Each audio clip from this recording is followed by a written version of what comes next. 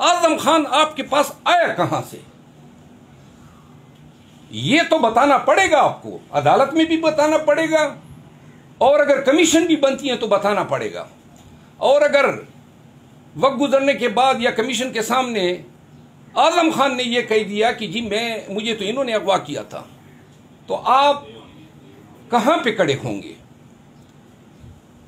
आखिरी गुजारिश ये है कि मैं एक दफ़ा फिर अपने चेयरमैन और पीटीआई का मौक़िफ़ दोहराता हूं कि अनफॉर्चुनेटली, बदकिस्मती से, डोनाल्ड लू जैसे लोग पाकिस्तान की कौमी और हमारी मिली जो शनाख्त हैं उसमें इस तरीके से मुदाखलत करके पाकिस्तानियों की गैरत को ललकार रहे हैं।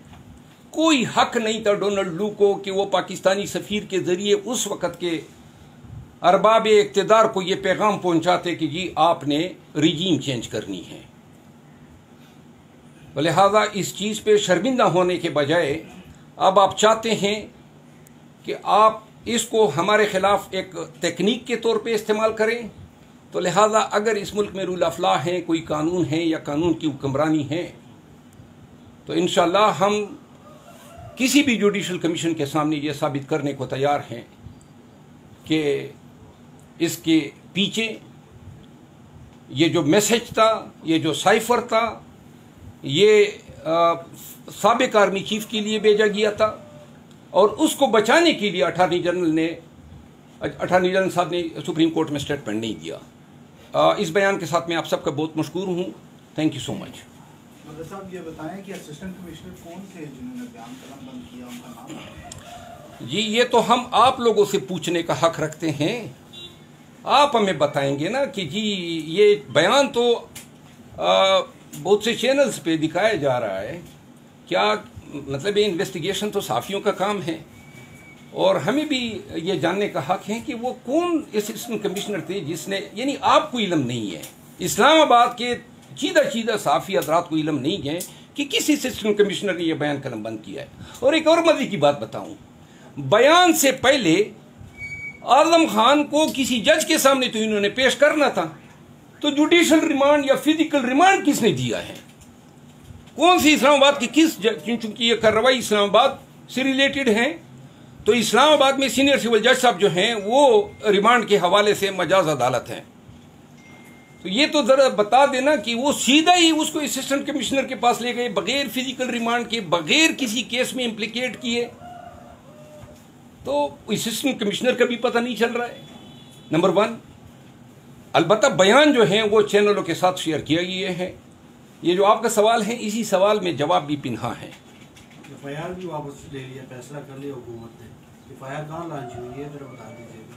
जी एफआईआर ये तो आपने हमें बताना था। अगर देखिए आर्टिकल 10 ये क्या कहता है, ड्यू प्रोसेस ऑफ लॉ।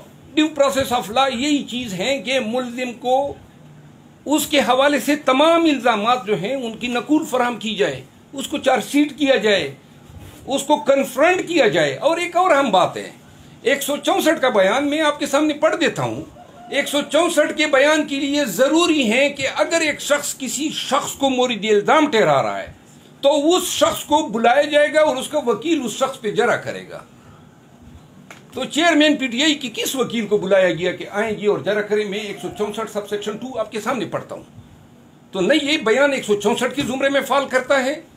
इन्होंने असिस्टेंट कमिश्नर से एक तहरीर जो है वो दस्तखत करा के अब पाकिस्तानी अवाम को बेवकूफ़ बनाने की कोशिश कर रहे हैं। ये इस केस की पूरी लीगल एनाटमी है जो मैंने आपके सामने पेश की। सर 2 दिन पहले राना सनाउल्लाह ने कहा था कि आजम खान साहब अभी जहां पर भी है वो फैमिली से राब्ते में है और वो बहुत खुश है, और आज 2 दिन बाद उसकी बयान आ गई, तो ये किसी कहने पर उन्होंने बयान दिया है? सर देखिए, मिनिस्टर इंटीरियर ने अगर ये बयान दिया है तो इसका मतलब है कि इस बयान से वाज़ेह है कि ये इन्हीं के पास था। और कौन खुश होता है? मतलब ये तो राना साहब को वो तो खुद भी रहे हैं, ऐसे हालात से गुजरे हैं। अगर वो खुश थे तो ये भी खुश होंगे। ये सरकारी गवाह या सुल्तानी गवाह? मुझे कानूनी तौर पर नज़र आ रहा है कि ये इसको अप्रूवर बनाने की कोशिश कर रहे हैं, जिसको कानूनन सुल्तानी गवाह कहा जाता है। Thank you so much. अच्छा सर, बताइएगा कि जब ये साइफर का मामला पेश आया था, इमरान खान साहब की हुकूमत थी, उस टाइम कौमी सलामती का इजलास में इस चीज़ को भी नोट किया गया था, खबरें भी सुनने में आई, DGISPR की तरफ से भी आया कि हमने उसका भरपूर जवाब दिया था। आज ये साइफर झूठा भी कहा जा रहा है, बड़ा मिला जुला जो है वो तसर पैदा किया जा रहा है साइफर के हवाले से, तो ऐसी क्या ज़रूरत पड़ी कि आज फिर आपको साइफर के ऊपर प्रेस कॉन्फ्रेंस करनी पड़ी? मुझे तो ज़रूरत नहीं पड़ी, उन्होंने, हर एक मिनिस्टर आ रहा है और बोल रहा है और इल्ज़ामात लगा रहे हैं। हमने तो सिर्फ वजाहत दी है कौम को कि ये जो बयान लिया है आज़म खान साहब का, उस बयान की ये कानूनी वैल्यू है और PTI का ये मौक़िफ़ है। Thank you sir.